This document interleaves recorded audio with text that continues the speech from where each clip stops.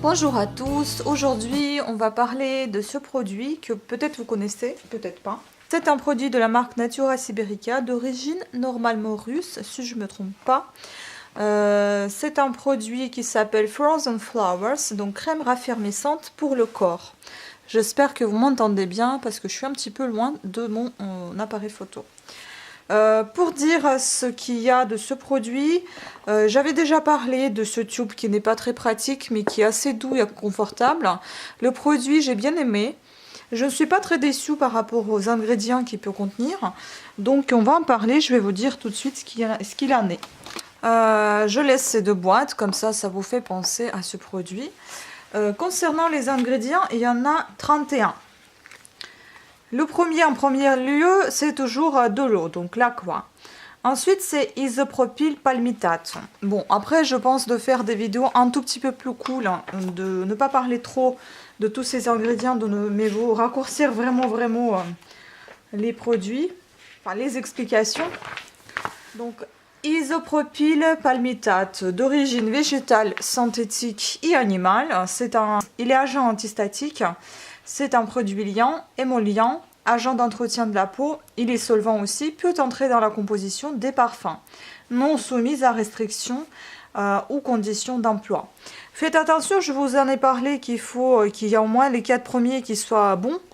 Ensuite, voilà, on verra par la suite. En deuxième place, on a polyglycérol 3 méthylglucose distéarate. Bon, encore on casse la langue. C'est un produit d'origine végétale, synthétique et animale aussi. Les fonctions encore émollient et agent émulsifiant. Voilà.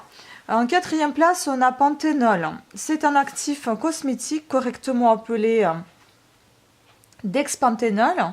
Est un précurseur de la vitamine B, donc provitamine B5, et impliqué dans le processus métabolique de régénération de la peau. Très bien toléré, n'a aucune action cosmétique en lui-même. Il a des propriétés hydratantes, anti-inflammatoires, régénérantes et cicatrisantes.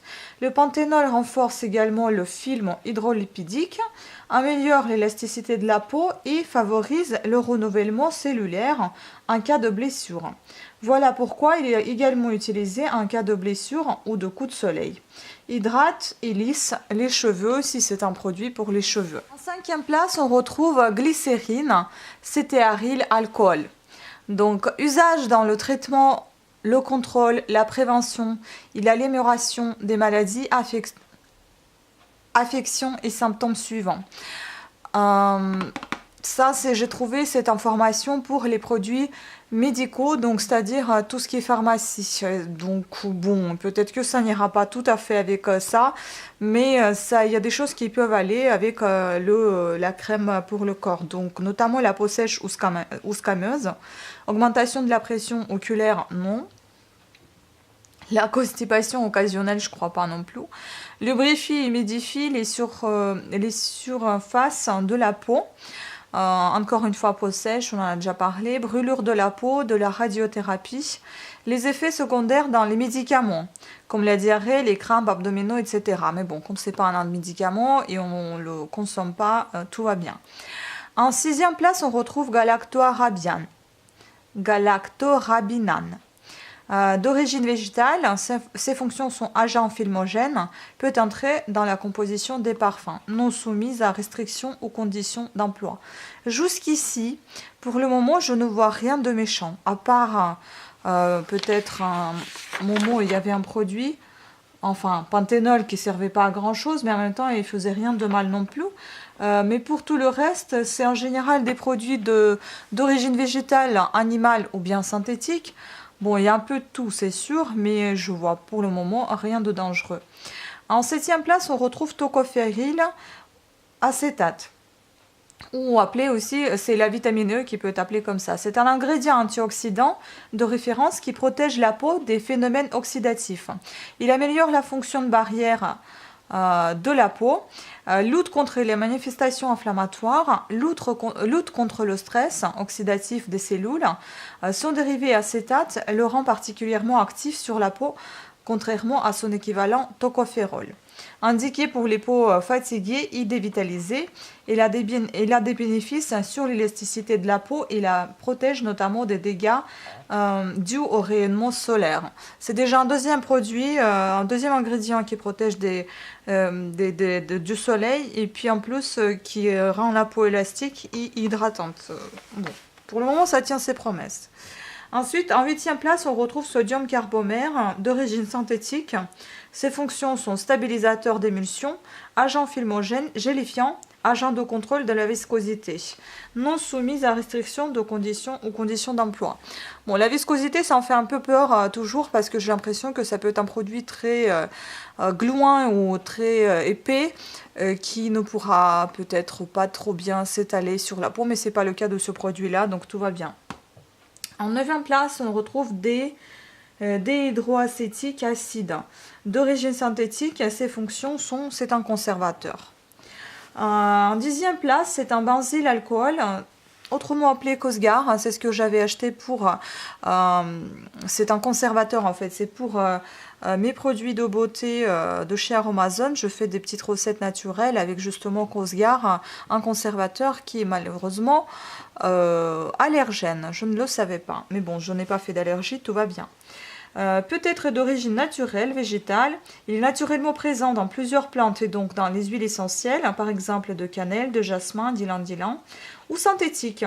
C'est un des rares conservateurs d'origine synthétique acceptés par certains cahiers de charges du bio, dont celui de Cosmibio et Ecocer. Il n'est pas dangereux ni toxique pour la peau, il fait partie des allergènes et il est potentiellement irritant et allergisant. Donc faire attention.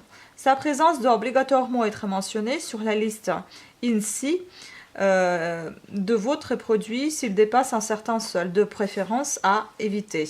Donc il se retrouve en 10e place ici. Ça peut être plus ou moins important puisque c'est quasiment à moitié, à mi-chemin. Donc c'est 3e partie de notre liste d'ingrédients.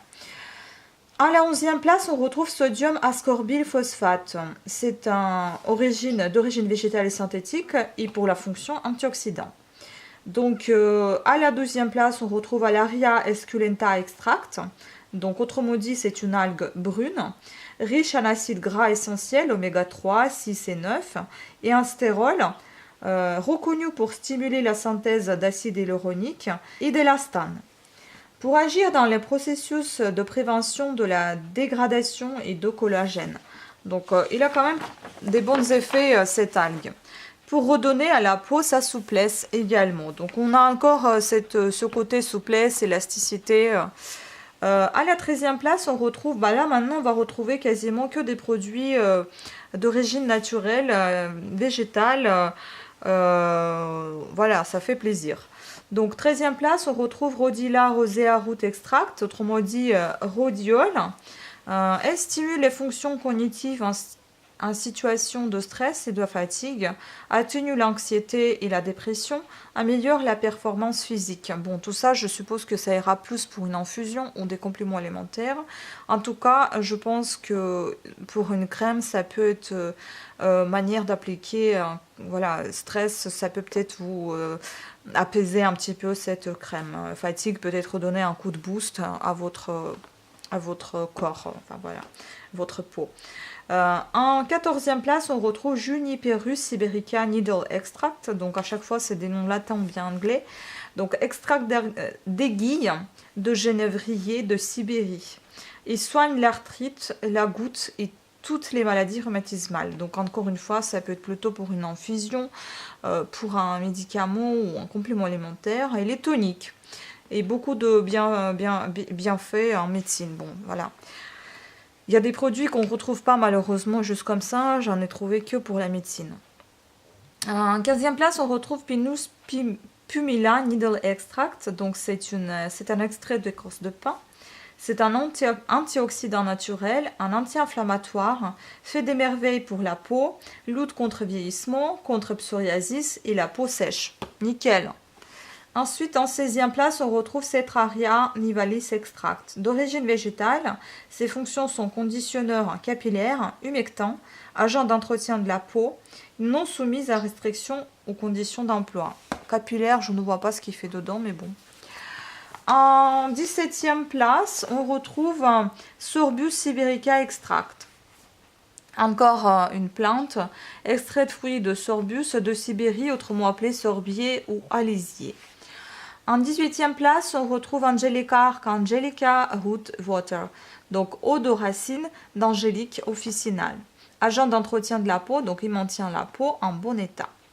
En 19e place, Hesperis siberica extract. Donc c'est un extrait d'Hesperis de Sibérie, ce sont des petites fleurs violettes. En 20e place, on retrouve Agrostis siberica extract, donc extrait d'Agrostis de Sibérie, plante de la famille Poacées, graminée, ça ressemble un petit peu à du pin, à du sapin, des grosses épines. 21e place, on retrouve sodium stéaroïl glutamate, d'origine synthétique et animale. Ses fonctions sont agent nettoyant, agent émulsifiant, conditionneur capillaire, agent d'entretien de la peau. Il est non soumis à restrictions ou conditions d'emploi. À 22e place, on retrouve Xanthane-Gum. C'est la gomme xanthane, c'est un polyoside, autrement dit polymère, obtenu à partir de l'action d'une bactérie, la Xanthomas campestris.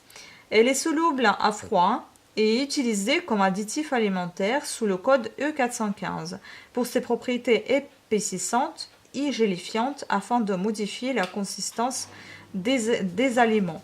On va regarder ce que ça veut dire E415 si vous voulez bien. Bon, E415 est les verts dans notre petit livret des additifs alimentaires, ce qui n'est pas dangereux en soi. Donc gomme xanthane, ici ils expliquent pareil, épaississant, gélifiant et support pour additifs de synthèse, obtenu par fermentation du glucose par une bactérie. Pourrait être dérivé de maïs transgénique, souvent considéré comme inoffensif, mais peut avoir des effets laxatifs à forte dose, autorisé en bio. Voilà, donc ça c'est bien. Ensuite, on retrouve donc en 5e plat, en 23e place, on retrouve sodium benzoate qu'on a déjà vu avec vous. Justement, j'aimerais éviter de dire qu'on a déjà vu, j'aimerais plus vous dire ce que c'est exactement en bref. Donc sodium benzoate, c'est un additif alimentaire E211, conservateur alimentaire, présent naturellement dans certains fruits comme les canneberges ou RL, présent dans les produits laitiers par la fermentation de l'acide épurique. Cet additif est autorisé, mais il est suspecté, seul ou en association avec les colorants et additifs alimentaires, d'avoir des effets sur la santé des enfants. Donc hyperactivité. Si vous voulez, on revérifie. E211. Il est orange ici, donc benzoate de sodium, et il nous envoie vers acide benzoïque. C'est un conservateur chimique bien plus toxique que les sources naturelles contenues dans certains végétaux. Additif dérivé du benzène, risque, l'acide benzoïque et ses sels peuvent entraîner anaphylaxie et urticaire, dermatite atopique et pruite chez les personnes sensibles. Une réévaluation scientifique de l'EFSA indique une toxicité très faible, sans risque de génotoxicité ni de carcinogénicité. Cette conclusion est valable pour les sels de l'acide benzoïque. Les précédentes études n'étaient pas recevables pour cause de protocoles non conformes. Donc précaution pour les personnes hypersensibles. Enfin voilà. Ensuite, on passe au produit numéro 24. Et ça, c'est potassium sorbate. Sorbate de potassium est un additif alimentaire, plus précisément un agent conservateur. Donc ici, il est conservateur plus qu'un additif alimentaire puisque ce n'est pas consommable. Donc chimiquement, c'est un sel de potassium de l'acide sorbique, E200. Il est synthétisé chimiquement et on le retrouve dans de nombreux aliments tels que les yaourts aux fruits, sauces, boissons, certains beurres allégés. J'ai décidé de garder quand même cette fiche, comme ça vous donne aussi des idées pour vos produits alimentaires. Il protège les produits cosmétiques des moisissures, ce qui est un bon point. Il est très bien toléré par la peau. Par contre, ici, ils disent que c'est un E202, mais alors il faut décider, est-ce que c'est E200 ou bien E202? On va regarder ces deux-là. Parce que du coup, E200, acide sorbique, il n'est pas très grave. Vous voyez, il est orange. Issu des végétaux et parfois de produits de synthèse, ce conservateur se retrouve dans de nombreux aliments et cosmétiques.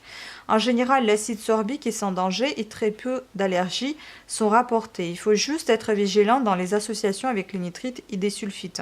Par contre, après, il y en a qui vous renvoient à E201 et E202 et E202 vous renvoient vers E201 qui est sorbate de sodium et qui est rouge. Cette fois, il est dangereux. Donc, conservateur chimique largement utilisé qui pourrait interagir avec les nitrates et provoquer des malformations congénitales.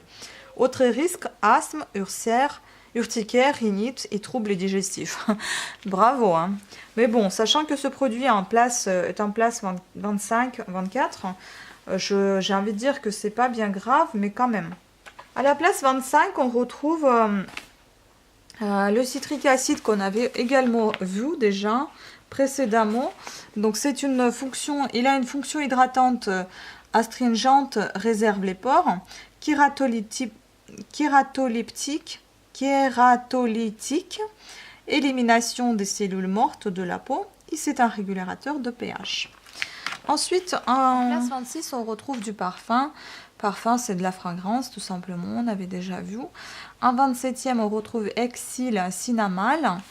C'est un composé organique synthétique qui ressemble à l'aldéhyde cinnamique, plus épicé et naturellement présent dans la nature, mais possède un aspect floral et subtil. Ensuite, en place 28, on retrouve hydroxycitronellol. Et ça, c'est d'origine synthétique. Ses fonctions sont d'agent masquant, peut entrer dans la composition des parfums. Peut être présent dans tous les types de cosmétiques. C'est une molécule aromatique classée parmi les 26 composés à odorants allergènes dont la déclaration est obligatoire. Donc attention à ce produit-là. À la place 29, on retrouve l'inalol qu'on avait déjà consulté. L'inalol, il s'agit de composés odorants naturellement présents dans les huiles essentielles ou parfums utilisés dans le produit, dont la présence doit obligatoirement être mentionnée sur l'étiquette. En place 30, on retrouve butylphényl et méthylpropional. Encore une fois, on casse la langue. Il dégage une forte et fraîche odeur florale qui évoque le muguet. Justement, ça me faisait tout le temps penser au muguet. Voilà d'où ça vient. Pourtant, il est presque dernier et ça sent quand même assez fort le muguet. Il est souvent utilisé comme parfum de synthèse dans les produits cosmétiques. Il peut déclencher des réactions allergiques. Il est un perturbateur endocrinien. Il apparaît sous différents noms dans la composition INSI, donc lilial avec un Y, lilial avec un I, adéhyde lilial, protecteur PP, 2,4 terre butybenzyl propionaldéhyde, benzène et propanol, c'est tout ça, c'est un seul produit. Ensuite, on a, c'est trop long en fait tout ça, 4, 1,1 déméthyl-éthyl, alpha-méthyl, benzène et propanol. Encore un 4, entre parenthèses 1,1 diméthyl-éthyl, améthyl. Et le dernier, PT, bityl, alpha, méthylhydrocinamique. Mon Dieu! Et enfin, pour le dernier produit, c'est un limonène qu'on avait également vu avec vous. Et donc, limonène, c'est un hydrocarbure terpénique présent dans les nombreuses huiles essentielles, utilisé en parfumerie, caractéristique des agrumes, utilisé dans les produits nettoyants pour son odeur rafraîchissante orange-citron et son effet dissolvant, utilisé pour les dégraissages des machines en grande concentration et irritant pour la peau, agent anticancéreux. Tout ça pour vous dire qu'au final, je ne vois rien de très grave dans ce produit. Franchement, je pense qu'il est plus ou moins naturel, mais je trouve qu'il y a beaucoup trop de produits à base de parfums, odeurs, tout ça. Je pense que c'est complètement inutile d'odoriser autant, de parfumer autant un produit qui doit être normalement plus ou moins naturel. C'est ce qu'ils promettent des fois, ils mettent 99% de produits naturels. Bon, ici, c'est pas marqué. Mais voilà, je veux dire, on n'est pas obligé de parfumer autant quelque chose. En plus, je trouve qu'il y a beaucoup de choses qui sont à base d'huile essentielle. C'est bien les huiles essentielles, mais je pense qu'il ne faut pas en abuser non plus. Enfin bon, je ne sais pas, je suis assez perplexe. Le produit en soi, il est pas mal, il sent très bon, moi j'ai beaucoup aimé. Mais ça sent vraiment très fort le muguet. J'aime beaucoup cet emballage qui est vraiment très doux au toucher, mais j'aime pas, enfin juste à la fin pour pouvoir retirer le produit. Mais sinon, il est très doux et agréable au toucher. On pourrait peut-être même l'utiliser, hein, vous savez, ça se nettoie à l'intérieur. Mais bon, après, ça peut être assez compliqué. Je préfère pas. Donc voilà, et je pense que ça doit être recyclable aussi, en plus. Non, pas ça par contre, mais ça, oui. Donc, oui. Je sais pas, c'est à vous de juger, hein. En tout cas, ce que j'ai lu, c'est qu'il faut faire vraiment attention au nombre d'ingrédients. Si vous avez un nombre pas possible, là, comme ça, c'est énorme. Ne vous prenez pas trop la tête. Déjà, il faut regarder dans les premiers, là, qu'est-ce qui va pas. Est-ce que les premiers, déjà, ne promettent absolument rien de ce qui est promis ici? C'est même pas la peine. Donc voilà, là vous voyez, ils ont dit qu'il y a des algues des îles Féroé. Les algues, on les a retrouvées à la 10e place, il me semble, les algues brunes. Une algue brune, on l'a retrouvée où? L'algue brune, elle était à la 2e place. Donc allez vous poser les questions. Alors que c'est un produit qui contient des algues, c'est marqué. Algues des îles Féroé, herbes sauvages de Sibérie. Et les herbes, pareil, ça commence qu'à la 7e place. Même pas, plus loin. Algues à la 12e et tous les herbes et tous les baies, ça commence à la 13e place. Donc c'est pas du tout parmi les premiers, hein. Enfin bon, à vous de juger, hein. Moi, voilà, j'ai donné mon avis. Je ne sais pas si j'en rachèterai, à voir. En tout cas, je vous remercie à toutes et à tous d'avoir suivi cette vidéo. Et excusez-moi, je viens de voir que c'est marqué en russe, je n'en ai jamais remarqué. Et je vous dis à très très bientôt. Ciao!